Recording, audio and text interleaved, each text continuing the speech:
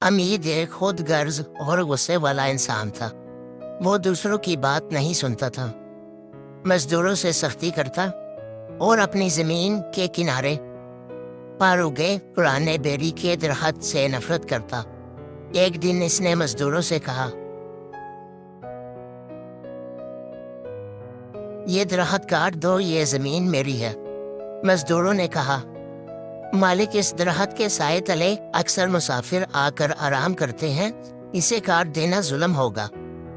अमीद ने गुस्से से कहा, मैं जुल्म नहीं करता, अपनी जमीन साफ कर रहा हूँ। और इस दिन वो दरख्त काट दिया गया।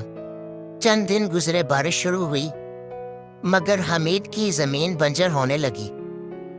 जहाँ फसल लहराती थी वहाँ अब मिट्टी उड़ रही थी। लोगों ने कहा, शायद बरकत उठ गई है, वो दरख्त भी तो अल्लाह की मखलूक था। हमीद हंसा और लेकिन दिल में अजीब खौफ बैठ गया। एक रात हमीद ने ख्वाब देखा, वही दरख्त खड़ा है, सर सब्जो शदाब, मगर बोल रहा है, हमीद, मैं अल्लाह का बंदा था, तूने मुझे बेवजह काटा, मगर रब आदिल है, अब तू भी देख जुल्म का अंजाम कैसा होता है। हमीद चीख कर उठा, पसीने में भीगा हुआ, दिल कांप उठा। सुबह फजर के वक़्त मस्जिद गया सालों बाद। इमाम साहब ने खुतबा दिया, अल्लाह ताला फरमाता है, जो ज़मीन पर फसाद फैलाता है वो खुद अपनी रूह को नुकसान देता है। तौबा का दरवाज़ा हमेशा खुला है। हमीद के आंसू निकल आए। इसी दिन इसने फैसला किया, नया दरख्त लगाएगा, मगर अपने हाथों से। हमीद ने बीज बोया, रोज़ पानी दिया। मुसाफिर फिर आने लगे। एक बच्चा वहां बैठकर कुरान पढ़ता और बुजुर्ग दुआएं देते। अब वही जगह रहमत की जगह बन गई। और एक दिन वही ख्वाब दोबारा आया।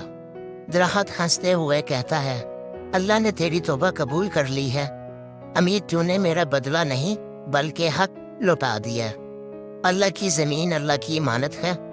अगर हम इस पर जुल्म करेंगे तो नुकसान हमारा अपना होगा, लेकिन जो दिल से तौबा करे, अल्लाह उसके गुनाह ऐसे मिटा देता है जैसे कभी किए ही नहीं। नाज़रीन, आपके ख्याल में हमीद ने सही किया या देर कर दी? कमेंट्स में लिखें। अल्लाह हमें भी तौबा की तौफीक दे।